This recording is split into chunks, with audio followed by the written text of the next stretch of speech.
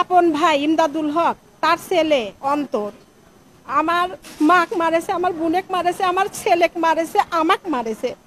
মারার পরে আপনাদের কাছে আমি সরকারের কাছে আমি বিচার চাই, যাতে কঠিনভাবে বিচার করে 10 জন মার ছেলে যাতে এই অন্যায়টা আর না করে মায়ের সাথে। এই জন্যই আমি আপনাদের কাছে সরকারের কাছে বিচার চাই। আপনারা যে ছেলে 40 বছর মা বাবা মাকে দেখে নাই, এখন কি করে জাগার অধিকারে আসে? আমার আম্মা তা বলছে যে আমি বাঁচবার কয়দিন, আমার মৃত্যুর পরে আসে তোমরা দখলে নিও, এখন তোমরা আসো না।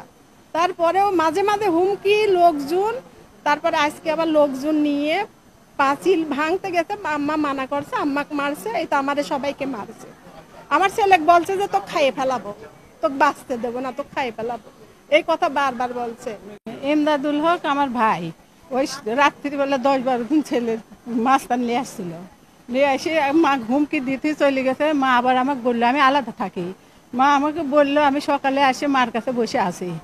মানে আরেকজন একদিন খবর পাঠাইছে যে লোকজন নিয়ে মানে জিনিস অস্ত্রপাতি মানে নিয়ে আসতেছে, মানে পাঁচিল ভাঙবি।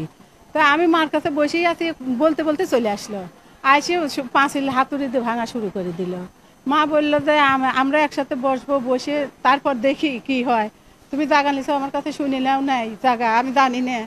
তখন ওই মা পাঁচিলির কাছে গেছে, মা মারেছে, মারার পরে মা সরে নাই, তারপরে মাথা ধরে ওয়ালের সাথে মার কুটাইছে।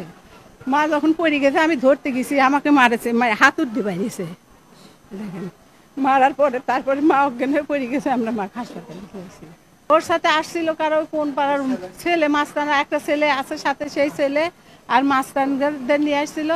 আর আমার আব্বা ওসিয়াতনামা লিখে থুই গেছে যে আমার মৃত্যুর পর ও যেন কিছু না পায়। এইবারে সরকারের কাছে বিচার চাই, এই জায়গা নিয়েছে আমরা জানি না, কিচ্ছু জানি না আমরা।